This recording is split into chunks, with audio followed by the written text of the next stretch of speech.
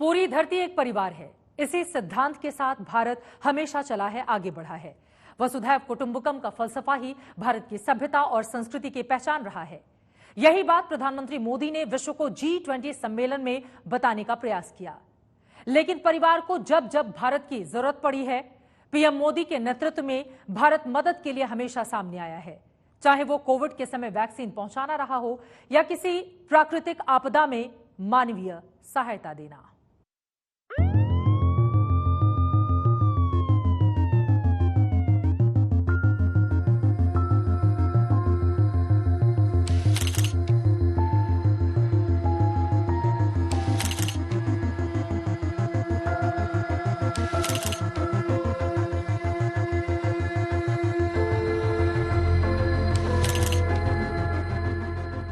Corona से लड़ने, बचने और बचाने के लिए जब दुनिया भर में कोशिशें शुरू हुई तो पूरे विश्व की नजर अमेरिका, रूस, ब्रिटेन और चीन की ओर टिकी थी।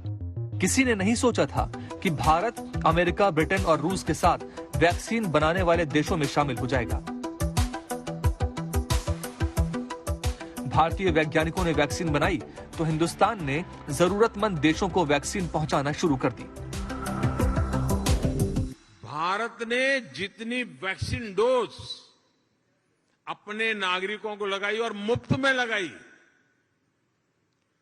वो जो वैक्सीन डोज है ना, उसकी अगर मैं संख्या का हिसाब लगाऊं तो अमेरिका और यूरोपियन यूनियन, उन दोनों की कुल आबादी जो है उससे 2.5 गुना ज्यादा डोज हमने हिंदुस्तान में लगाए।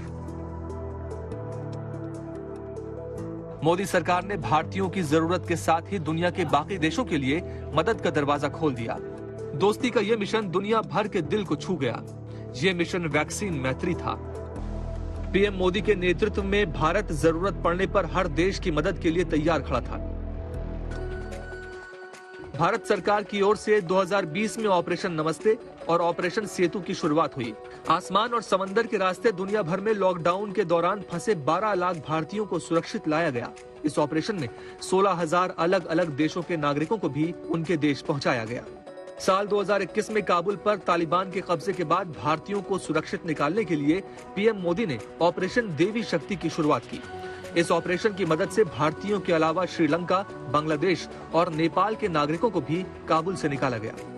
रूस और यूक्रेन के बीच शुरू हुए युद्ध से पैदा हुए संकट की वजह से भारत ने अपने नागरिकों को बचाने के लिए 2022 में ऑपरेशन गंगा की शुरुआत की। भारतीयों के अलावा हजारों दूसरे लोगों को भी युद्ध क्षेत्र से बाहर निकाल कर लाया गया। 2023 में तुर्की और सीरिया में आए विनाशकारी भूकंप के दौरान भारत ने ऑपरेशन दोस्त के जरिए मदद की। इस ऑपरेशन की दुनिया भर में तारीफ की गई। जबकि तुर्की कश्मीर के मामले पर पाकिस्तान के साथ खड़ा था, तब भी मानवता के आधार पर पीएम मोदी ने मदद पहुंचाई। ऑपरेशन दोस्त से जुड़ी पूरी टीम, एनडीआरएफ हो, आर्मी हो, एयरफोर्स हो या हमारी दूसरी सेवाओं के साथी हो, सभी ने बहुत ही बेहतरीन काम किया है।